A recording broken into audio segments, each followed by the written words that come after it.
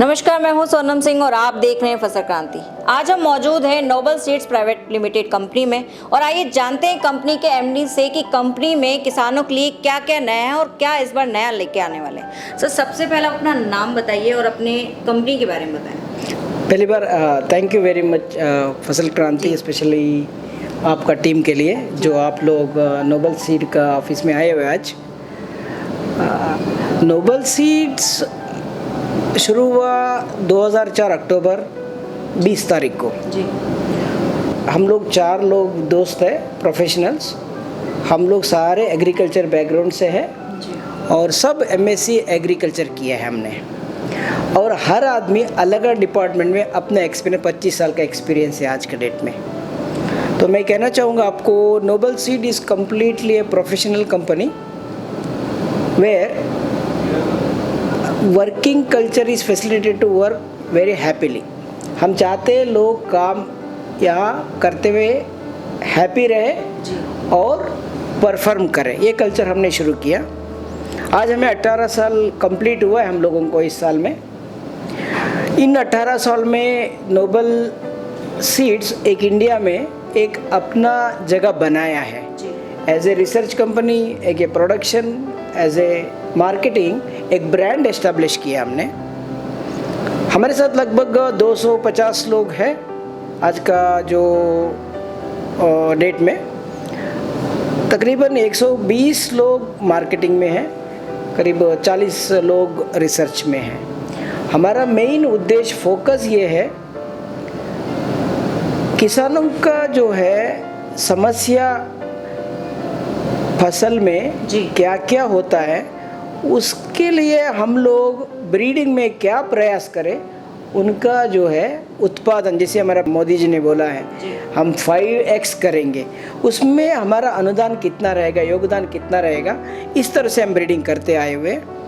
तकरीबन हम लोग आज तक देखा जाए बीमारी जो फसल में बीमारी आते हैं उसमें बहुत अच्छे अच्छे किस्में हमने टमाटो, मिर्ची, गोभी, तोरी, इसमें बहुत अच्छा विकसित हाइब्रिड दिया है हमने नोबल सीड में, पहचान है जी।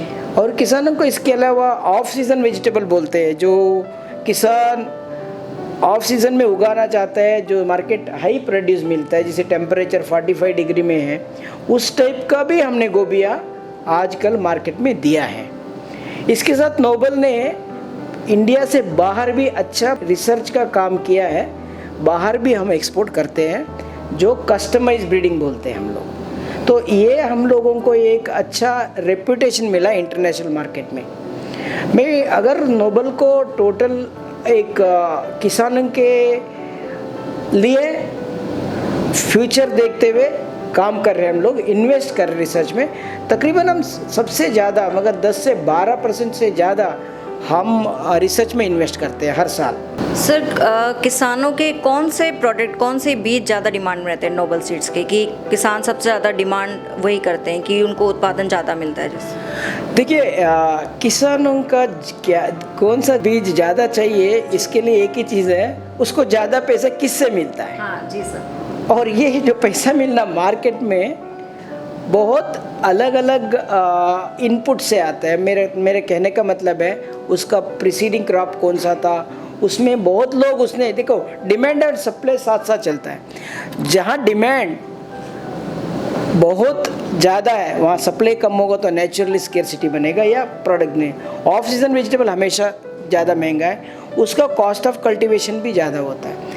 मैं आपका क्वेश्चन के लिए इस तरह से आंसर करना चाहूँगा, यदि नोबल को देखते हुए देखोगे, हमारा जो वैरायटी हाइब्रिड हमने दिया है वो बहुत स्पेसिफिक हाइब्रिड दिया है। जैसे मैंने बोला, बहुत अच्छी गर्मी में, सबसे ज़्यादा गर्मी है हमारा फसल हैप्पी एक वैरायटी आती है, सबसे अनोखी है, अलग है। उसका डिमांड हमेशा हम पूरा नहीं कर पाते, कई बार हमें परेशानी है क्योंकि इतना प्रोडक्शन बिग इश्यू है। वैसी टोमेटो में हमारा एक वैरायटी है वायरस रेजिस्टेंट है, वो भी ऐसा किसानों को बहुत अच्छा इनकम दिया है, मांगते हैं लोग, बहुत अच्छा बेचते हैं हम लोग। अभी हमने एक तरबूज इंट्रोडक्शन किया अभी, तो आइस बॉक्स बोलते हैं, उसमें बहुत सबसे अच्छा हाइब्रिड दिया है। तो हर जगह में डिमांड हमारा 3 गुना, लास्ट टाइम भी 3 गुना हमारा डिमांड आया वो पिछले साल से, ताकि ओवरऑल सेल कम था लोगों का। तो मैं कहना चाहूँगा नोबल का जो डिमांड, अगर मैं क्रॉप वाइज देखना चाहूँगा तो 3 चीज़ों में, एक तो हम लोग फोकस में काम करते हैं, उसमें फोकस क्रॉप बोलते हैं हम जो ज़्यादा इन्वेस्टमेंट करते हैं उसमें टमाटो हुआ, मिर्ची हुआ, तरबूज हुआ, करेला, ये 4 क्रॉप में हम बहुत फोकस, और उसके बाद जो ब्रीडिंग ओकरा में हम बहुत प्रयास कर रहे हैं ताकि सबसे अच्छे से अच्छा ओकरा आए। सर जैसे किसानों को बहुत सारी समस्याएं भी आती हैं, उनको जैसे उन्होंने बीज ले लिया, उसके बाद उनको जैसे उत्पादन में कोई प्रॉब्लम आई, तो उसके लिए कंपनी के क्या क्या कैसे काम करती है, उनकी समस्याओं को कैसे दूर करती हैं किसानों की? देखिए, सबसे जागरूक तो होना चाहिए किसानों को, किस किस्म को किस समय में बोए और किस कीटनाशक को किस कीड़े के लिए स्प्रे करें। ये तकरीबन कंपनियां करते हैं, बट नोबल में अगर देखा जाए हमारा फर्स्ट लेवल ऑफिसर है टेरिटरी सेल्स ऑफिसर।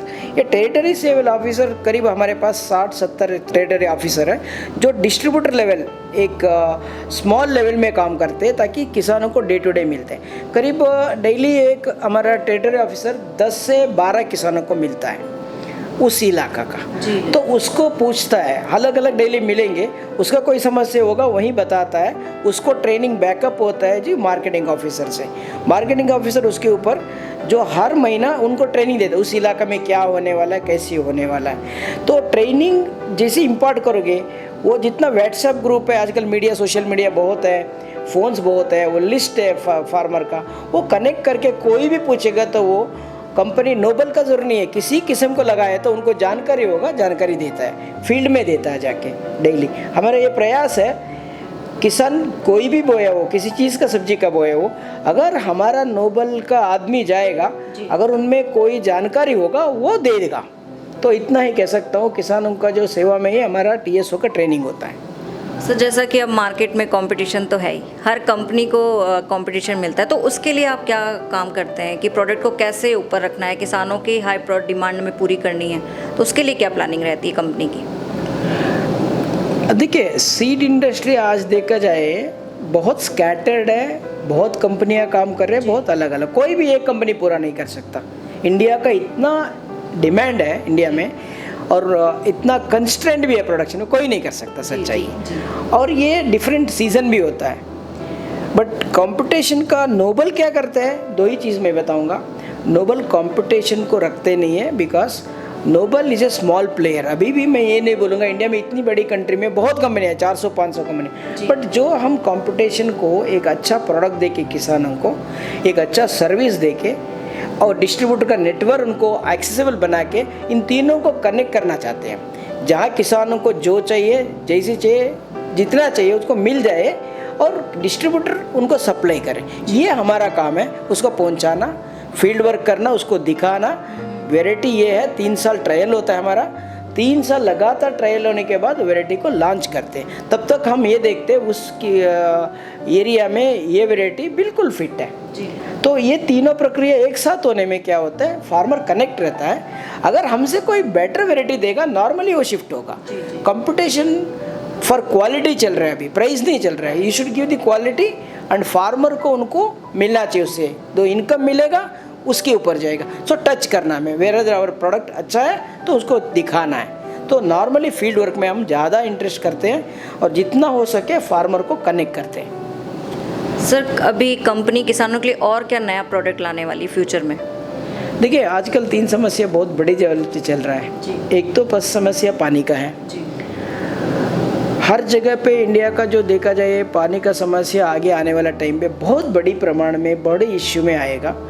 इसके लिए हम एक वाटर लेस रिक्वायर्ड क्रॉप, उसके लिए ब्रीडिंग कर रहे हैं, ताकि कल आगे टमाटो लगाना है, वो फार्मर को पहले था हमारा फ्लड इरिगेशन होता था, खुला छोड़ देते थे, और तकरीबन अपना हुआ है ड्रिप इरिगेशन, मल्च हुआ है। तो चेंजेस तो आई है, ये आई है, इसलिए उसका वाटर कंजर्वेशन करना है, वेस्ट नहीं करना है। Water is most precious. तो हम लोग ब्रीडिंग में ये 10-15 साल का प्रोजेक्ट होता है, हमने 5 साल पहले ही शुरू किया। रिसर्च में, तो हम उस तरह से स्ट्रेस ब्रीडिंग बोलते हैं। सेकंड है बीमारी। आजकल कोविड आया, हमें पता नहीं था कैसे आएगा, बट हमारे लिए क्या है, एक वाइड जीनोटाइप बोलते हैं हम जेनप्लाज्म में, वाइड रेंज ऑफ जेनप्लाज्म बोलते हैं, वो हर लेवल पे है। जिस वक्त जो ज़रूरत होगा उसको ब्रीडिंग, कस्टमाइज ब्रीडिंग करना हमें ईजी है। इसके लिए रैपिड ब्रीडिंग प्रोसेस भी, मॉलिक्यूलर ब्रीडिंग भी करते हैं हम लोग, एप्लाइड ब्रीडिंग भी बोलते हैं टेक्नोलॉजी में, जो जितना जल्दी से जल्दी उनको, जैसी डिसीज़ इंसिडेंस हुआ तुरंत कोविड 6 मंथ में आया, क्या हम ये कर सकते हैं, कोई ऐसे डिसीज़ आया हम तुरंत दें, इसके लिए हम तैयारी रखे हैं। तीसरी बात सबसे इम्पॉर्टेंट है सॉइल। मैं आप लोगों को विनती करूंगा, आप सबको मैं यही सबमिशन है, यदि आपको किसानों को सॉइल, जो मिट्टी का हेल्थ के बारे में गाइड करें, क्योंकि हमने बहुत लॉस किया है सॉइल का। जो है आप बताओगे, मेरे ख्याल से 15-20 साल में कोई चीज़ उगाना मुश्किल होगा, क्योंकि हमारा मिट्टी बिल्कुल डिस्ट्रॉय हो चुका है। ये पेट है, आदमी का पेट है, पेट अगर ख़राब होगा तो डाइजेस्ट कैसे होगा, न्यूट्रिएंट कैसे रहेगा। हम ऊपर से तो डालेंगे, increase in the yield breeding में होगा, बट आपका डाइजेस्ट ही नहीं होगा सॉइल में, वो सॉइल को कौन ठीक कर रहा है। तो मैं अभी खाद लोग बहुत इस्तेमाल कर रहे हैं, गोबर नहीं डाल रहे हैं, तो क्या होगा, उसका जो सॉइल का जो है स्ट्रक्चर बोलते हैं हम लोग मिट्टी का, वो ख़त्म हो चुका है। इसको अगर कोई अभी से, बहुत लेट हो चुके हैं, बहुत लेट हो गए, यदि इसको बिल्कुल ध्यान दे और उसको ग्रीन मैन्योरिंग करे, FIM डाले, जो देसी जो पुराना हम लोग करते थे वो प्रैक्टिस करेंगे ना, तो खाद का जो है, जो मिट्टी का जो फलवत्तता बोलते हैं या फर्टिलिटी बोलते हैं, बहुत अच्छा होगा। अगर वो करेंगे तभी हम खेती कर पाएंगे। इंडिया में ये बहुत समस्या आएगी मेरे विचार से।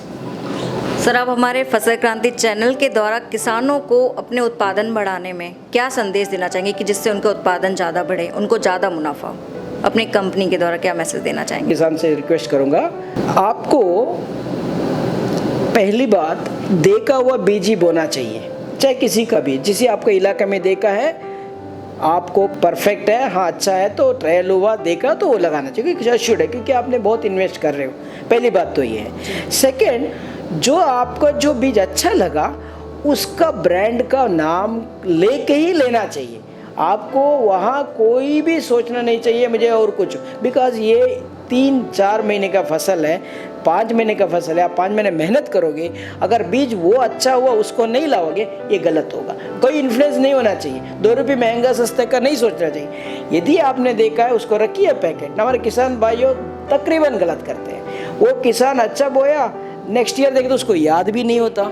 तो क्या होता है, आप जाते हो मंडी में तो सब बिकता है, आपने देखा उसको क्यों नहीं लगाओगे। वैसी जो खराब बीज निकला उसको मत लगाइए नेक्स्ट ईयर, क्यों, क्या ज़रूरत है। तो आप उसको भी रखिए, मैं ये नहीं लगाऊंगा। जो देखा हुआ पहले श्योर होगा। और थर्ड, मैंने सबसे बोलूँगा, जिनाइन बीज खरीदिए, ऑथराइज्ड एजेंट से खरीदिए तो अच्छा रहेगा, क्योंकि वो जो भी बीज देगा वो बिल्कुल गारंटी से देगा भाई ये अच्छा है बीज, क्योंकि देखा है। जो डिस्ट्रीब्यूटर बहुत इंपॉर्टेंट है, डीलर बहुत इंपॉर्टेंट है, मगर आपको एक ही ध्यान रखना, जो आप बीज चाहेंगे वही लेना चाहिए। टेक टेस्टिंग, यही बोलूँगा मैं। सर, आप अपना कीमती समय आपने दिया फसल क्रांति को, उसके लिए बहुत बहुत धन्यवाद। Thank you. देखते रहिए फसल क्रांति टीम।